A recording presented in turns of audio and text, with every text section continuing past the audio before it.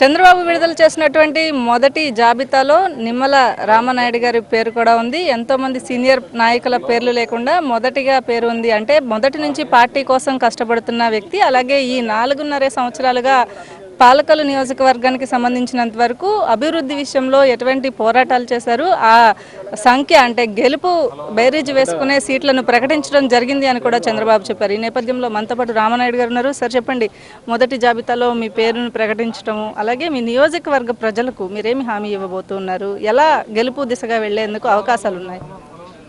ఏదైతే ఆ రోజు 2014లో కానీ 2019లో కానీ 2 సార్లు కూడా ఒక రకంగా దురదృష్టమే నాకు. ఎందుకంటే ట్రయాంగులర్లో 3 పార్టీల మధ్య, అంటే 14లో 2 పార్టీలు ఉన్నా అప్పుడు ఇండిపెండెంట్, అంటే ఆ రకంగా 3 వర్గాల మధ్య ట్రయాంగులర్లో ఆ రోజు నేను గెలవడం జరిగింది. ఒక రకంగా ఈరోజు ఎలక్షన్లో తెలుగుదేశం జనసేన ఒకవైపున ఫేస్ టు ఫేస్ వైసీపీగా ఈరోజు గతంలోకి వచ్చినటువంటి మెజార్టీ కంటే ఎక్కువ ప్రజలు ఆశీర్వాదం పాలకొల్లు ఇస్తారని నేను భావిస్తూ ఉన్నా.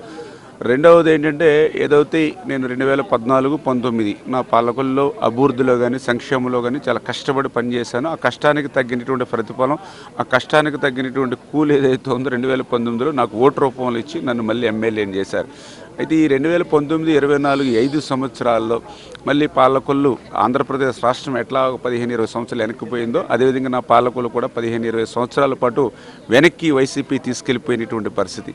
మా పాలకొల్లులో కూడా ఇప్పుడు ఎవరైతే వైసీపీ నాయకులు ఉన్నారో వాళ్ళు పదవులు తెచ్చుకోవడంలో వాళ్ళకు ఉన్నటువంటి ఉత్సాహం తప్ప ఈ ప్రజలకి ఏం చేద్దాము, ఈ పాలకొల్లుకి ఏం చేద్దాము అనేటువంటి ఆలోచన 1% కూడా లేనిటువంటి పరిస్థితిలో ఏదైతే నా పాలకొల్లు నష్టపోయిందో మరి రేపు రాబోయేటువంటి రోజుల్లో, ఎందుకంటే తెలుగుదేశం జనసేన వన్ సైడ్గా 160 సీట్లలో ఆంధ్రప్రదేశ్లో గెలవబోతుంది, ప్రభుత్వం వస్తుంది. కాబట్టి ఆ రోజు నేను మొదటిసారి ఎమ్మెల్యేగానే 2014లో చంద్రబాబు నాయుడు గారి సహకారంతో ఎన్నో నిధులు తీసుకొచ్చి అభివృద్ధి చేశాను.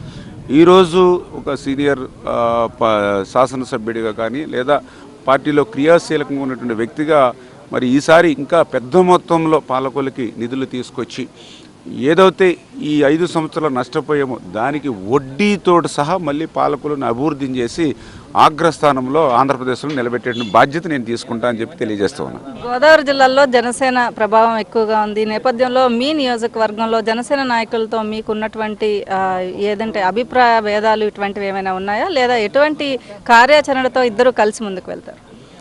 ఖచ్చితంగా ఏదైతే గ్రౌండ్ లెవెల్లో కూడా తెలుగుదేశం జనసేన మధ్య మంచి అండర్స్టాండింగ్. ఎందుకంటే ఇప్పుడు చంద్రబాబు నాయుడు గారు, పవన్ కళ్యాణ్ గారు ఎంత ఓపెన్గా ఫెయిర్గా ఉన్నారో అదే మాదిరిగా కింద గ్రౌండ్ లెవెల్లో కూడా తెలుగుదేశం జనసేన కార్యకర్తలు కూడా కలిసి పనిచేస్తూ ఉన్నారు. ఇప్పుడు లాస్ట్ టైం కూడా మీరు చూసారు, జడ్పీటీసీ ఎంపీపీ ఎన్నికల్లో చాలా చోట్ల కలిసి పనిచేసిన కూడా మంచి రిజల్ట్ వచ్చింది.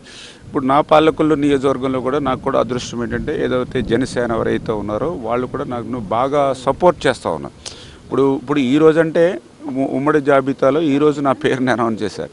కానీ నేను గత 15 రోజుల నుంచి కూడా ఇంటింటికి కూడా మన పాలకొల్లు మన రామానాయుడు అని ఇంటింటికి పాదయాత్ర చేస్తూ ఉన్నా. నాతో పాటు తెలుగుదేశం జనసేన కార్యకర్తలతో కలిసి వాళ్ళు కూడా సైకిల్ గుర్తుకు ఓటేయమని, అంటే ఇక్కడ ఇంకా అఫీషియల్గా అనౌన్స్ చేయకపోయినా మేము చెప్పడం కాదు, నాతో ఉన్నటువంటి జనసేన నాయకులు కానీ జనసేన కార్యకర్తలు కానీ సైకిల్ గుర్తుకు ఓటేయండి అని పాలకొల్లో చెప్తూ ఉన్నారని అంటే వాళ్ళకి నాకు ఎంత గుడ్ రిలేషన్ ఉంది, అంటే ఎంత మేమందరం కలిసి పనిచేస్తున్నాం అనేది అదే ఒక ఉదాహరణ. అంటే ఆ రకంగా పాలకొల్లులో అయితే మంచి వాతావరణం ఉంది. ఖచ్చితంగా రేపు రాబోయేటువంటి రోజుల్లో జనసేన సహకారంతో మళ్ళీ మంచి విజయం సాధించి ఆ పాలకొల్లు ప్రజలు రుణం తీర్చుకునేటువంటి విధంగా రేపు భవిష్యత్తులో పనిచేస్తాం. గోదావరి జిల్లాలో ఏది క్లీన్ స్వీప్ చేస్తే అదే పార్టీ ప్రభుత్వం ఏర్పాటు చేసేది ఆనవాయితీగా వస్తుంది. ఈసారి గోదావరి జిల్లాలో పరిస్థితి ఎట్లా ఉంది? గోదావరి జిల్లాలో ఏదైతే వెస్ట్ అండ్ ఈస్ట్ ఉమ్మడి జిల్లాలో 34 ఏదైతే సీట్స్ ఉన్నాయో 34కి 34 స్వీప్ చేయబోతూ ఉంది తెలుగుదేశం జనసేన. ఇప్పుడు మా పశ్చిమ గోదావరి జిల్లాలో కూడా మీరు చూసారు, గతంలో ఉమ్మడి జిల్లాలో 15కి 15 గెలుచుకున్నాం లాస్ట్ టైం 2014లో. మళ్ళీ ఆ పరిస్థితి ఈరోజు పునరావృతం అవుతుంది. Thank you.